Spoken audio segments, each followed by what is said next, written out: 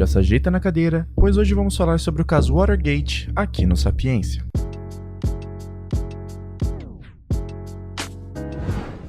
Watergate foi um escândalo político que abalou a política norte-americana no começo da década de 1970, resultando no fim do governo de Richard Nixon.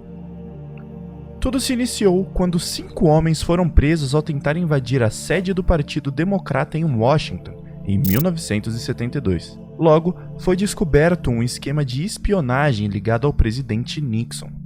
Quando se descobriu que Nixon tinha agido propositalmente para obstruir as investigações promovidas pelo FBI, foi aberto o processo de impeachment, que resultou na sua renúncia em 1974.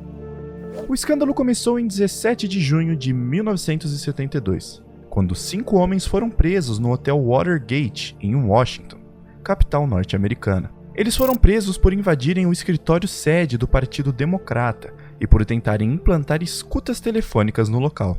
A ação de prisão foi realizada pela polícia local. Tudo aconteceu durante as rondas de rotina realizada pelo guarda Frank Wills. Ele passava pelos corredores do prédio quando identificou que uma porta possuía uma fita para impedir que fosse trancada. Ele retirou a fita e seguiu sua ronda. Mas quando retornou ao local, percebeu que a fita havia sido colocada novamente. Ele desconfiou da situação e em seguida chamou a polícia, que realizou a prisão de 5 homens: Frank Sturgis, Virgílio Gonzalez, Bernard Barker, James McCord e Eugênio Martinez. Esses homens estavam em posse de quantias em dinheiro e instrumentos para realizar instalações de escutas telefônicas. O caso ganhou proporções quando começou a ser investigado por 2 jornalistas do The Washington Post. Os 2 jornalistas eram Bob Woodward e Carl Bernstein. Eles realizaram uma cobertura investigativa que contou com o envolvimento de um informante secreto, o qual foi nomeado na época de Garganta Profunda. Esse informante confirmava ou negava as informações obtidas pelos 2 durante o curso da investigação. Quando a polícia começou a apurar o caso, logo foi identificado que o dinheiro na posse dos homens presos tinha sido obtido no Committee for the Re-Election of the President, o CREEP, que era um comitê que trabalhava para garantir a reeleição do então presidente dos Estados Unidos, Richard Nixon. Com o tempo, também foi descoberto que o CREEP havia realizado um depósito de $25 mil na conta de Bernard Barker, um dos homens presos durante a invasão do Watergate. O propósito dessa invasão, como já dito, tinha relação com as ações de espionagem. Os 5 homens faziam parte de um grupo conhecido como The Plumbers, que realizava ações do tipo para o governo Nixon. No dia em que foram presos, eles pretendiam consertar uma escuta que tinha sido instalada em maio de 72. Essa, portanto, não foi a primeira invasão ao escritório do Partido Democrata. Ela foi realizada porque o governo Nixon tinha interesse em adquirir informações dos democratas a respeito dos possíveis adversários na eleição presidencial de 1972. Essas apurações foram realizadas tanto pelos 2 jornalistas citados como pela Agência de Investigação dos Estados Unidos, o FBI. No curso da investigação foi descoberto que Nixon tinha gravações sobre todas as conversas e reuniões realizadas no Salão Oval da Casa Branca. Por força da justiça, ele foi obrigado a entregar as gravações, nas quais foi possível identificar que ele tinha deliberadamente tentado atrapalhar as investigações no caso Watergate. Essa descoberta deu início a um processo de impeachment contra Nixon, que perdeu o apoio político dos republicanos, partido que o elegeu.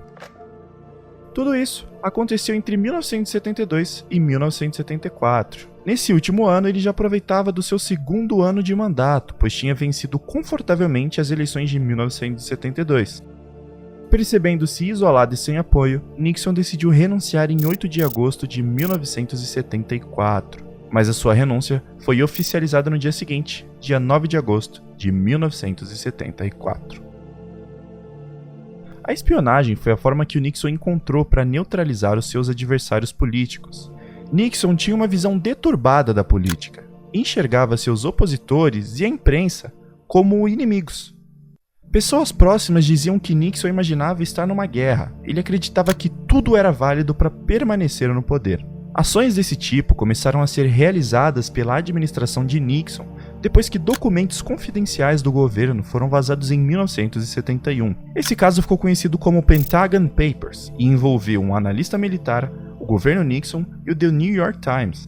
Nesse caso, foram vazados documentos que relatavam detalhes da ação do governo norte-americano no Vietnã desde 1947. Esses documentos chamavam a atenção do público justamente porque os Estados Unidos estavam metidos na guerra do Vietnã naquele momento. O governo Nixon não foi comprometido, mas temia muito que novos vazamentos pudessem acontecer. Para impedir que isso se repetisse, a administração Nixon conduziu a criação do The Plumbers, um grupo voltado para monitoramento e espionagem dos opositores do governo e para a obtenção de informações privilegiadas. Não se sabe ao certo quantas ações de espionagem esse grupo fez. A única coisa que se sabe é que eles receberam financiamento do CREEP. A investigação conduzida pelo FBI aconteceu entre 1972 e 1974. Durante esse período, quanto mais a investigação avançava, mais pessoas ligadas diretamente ao governo de Nixon ficavam comprometidas. Com o tempo, as ligações entre o presidente e a invasão do escritório democrata tornaram-se claras. Os homens presos durante a invasão do Watergate foram julgados em janeiro de 1973. Nos meses seguintes, foi inaugurado inquérito para que o Senado averiguasse o caso. Membros do governo pediram demissão e as famosas gravações de Nixon foram descobertas. E ele foi o único presidente da história norte-americana que renunciou durante o seu mandato. O vice-presidente Gerald Ford assumiu a presidência e, em setembro de 74, anistiou Nixon de qualquer crime cometido durante sua administração. Somente em 2005 foi descoberta a identidade do informante dos jornalistas responsáveis pela consagrada investigação do caso. O Garganta Profunda era, na verdade, William Mark Felt, na época, o vice-presidente do FBI.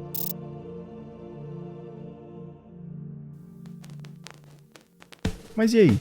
Você já conhecia a história desse escândalo do governo norte-americano? Deixe nos comentários aqui embaixo a sua opinião sobre isso tudo.